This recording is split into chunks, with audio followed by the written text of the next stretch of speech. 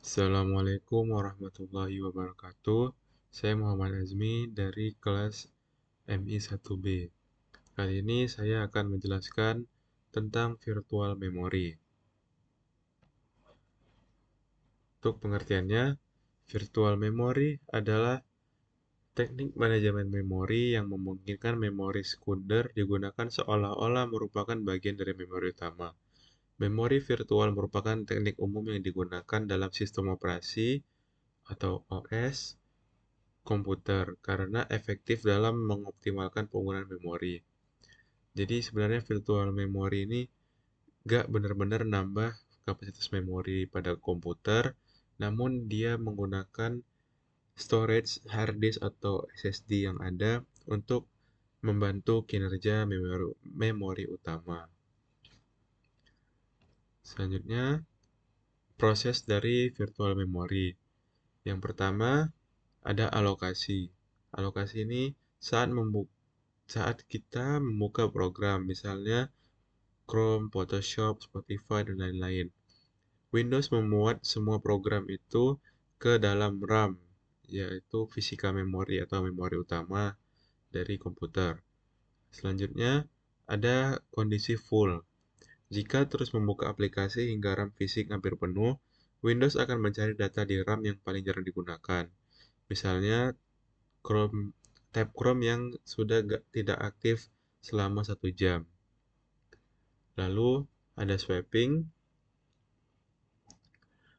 Windows memindahkan data yang tidak aktif tersebut dari RAM ke dalam harddisk atau SSD, tepatnya kepada file pagefile.sys. Itu file untuk menyimpan data-data ke dalam virtual memory.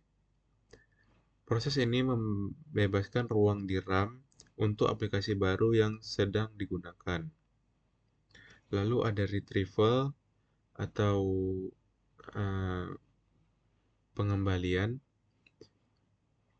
Ketika tab Chrome yang tadi disimpan di disk atau storage hard disk atau SSD, terjadi page fault. Bukan error, tapi sinyal bahwa data tidak ada di RAM. Jika terjadi page fault, Windows kemudian mengambil data tersebut dari file pagefile.sys tadi dan menaruhnya kembali ke RAM. Mungkin sambil menukar data aplikasi lain ke disk. Jadi saat penuh dia bakal nyimpan di si pagefile.sys tadi, lalu si Windows-nya bakal mengambil lagi saat dibutuhkan dan mungkin mengalokasikan yang baru ke dalam patch file tadi. Selanjutnya, contoh case dari penggunaan virtual memory. Di sini case-nya adalah multitasking berat, yaitu saat web development atau merancang suatu web. Misalnya saat mengerjakan proyek website, saya membuka yaitu editor VS Code, browser dengan 2 tab seperti dokumentasi, GitHub, live review dari webnya itu, dan lain-lain. Lalu juga ada local server yang sedang berjalan. Total penggunaan RAM mungkin sudah melebihi kapasitas fisik. Misal RAM laptop saya cuma 8 GB, tapi total di aplikasi butuh 10 GB. Tanpa virtual memory, aplikasi terakhir yang dibuka akan langsung crash atau menampilkan pesan out of memory. Dengan virtual memory, Windows memindahkan tab browser yang tidak aktif ke disk, sehingga VS Code dan server tetap jalan lancar di RAM.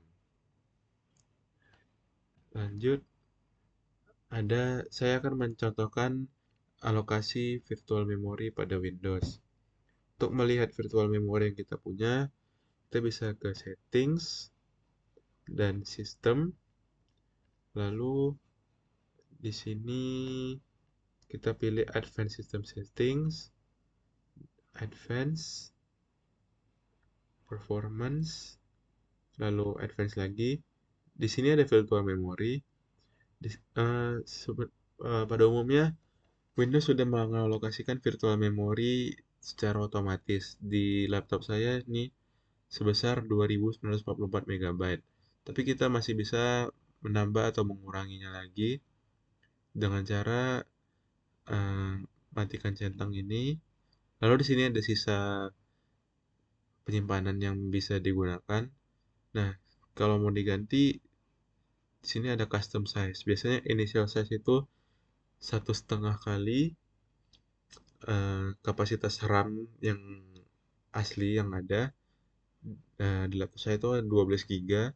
Lalu maksimum size itu si kapasitas tadi dikali 3. Namun karena di sini saya merasa belum terlalu membutuhkan, jadi saya biarkan saja pada settingan yang tadi.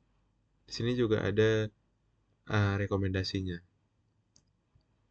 Baik, sekian video tentang virtual memory dari saya. Mohon maaf jika ada salah kata.